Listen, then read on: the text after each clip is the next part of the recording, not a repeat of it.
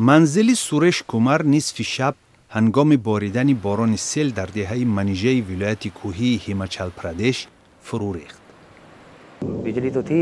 نیروی برق نبود. ما مشعل‌ها را روشن کرده دیدیم در همه حجرات دیوار کفیده است.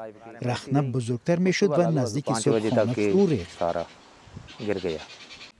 ساکنان دهات همسایه هم چنین دهشت را از سر گذرانیده فعلا در خیمه ها به سر میبرند. ما کودکان خردسال و یک خانم سال خورده را گرفتیم و از ده فرار کردیم. وقتی ما به پایان رسیدیم زمین به لغزیدن شروع نمود. از زیر آن آب می برآمد.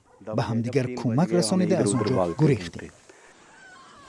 امسال موسم بارانها صدها عائله را بخانمان کرده شهر و دهات خرد و بزرگ را به خاک یکسان کرد. مقامات هندوستان در این منطقه وضع فوق‌العاده اعلان کرده‌اند.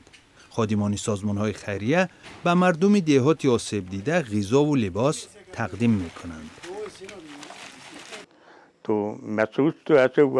این غضب طبیعت بود. ما نمی‌دانیم که سببگار این آفت باران بود و یا لغزش زمین. من هیچگاه چنین فاجعه را ندیده بودم.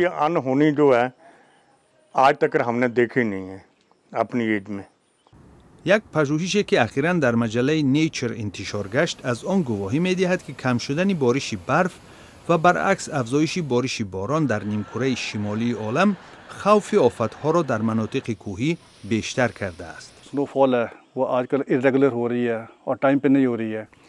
بارش برف منظم نیست. آن هم خیلی دیر باریده به نزدیک شوی تابستان آب می‌شود. باران زیاد در موسم به اصطلاح موسون رطوبت زمین را بالا می‌برد.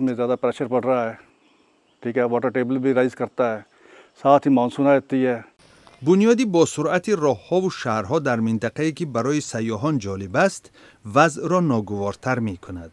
دعوت‌ها برای رشد دوامدار منطقه زیاد به گوش می‌رسد، ولی برای ساکنان دهات منیژه و بیجوی که طول عصرها در این تپه‌ها به سر برده‌اند دیر شد. آنها به جای امن برای اقامت نیاز دارند.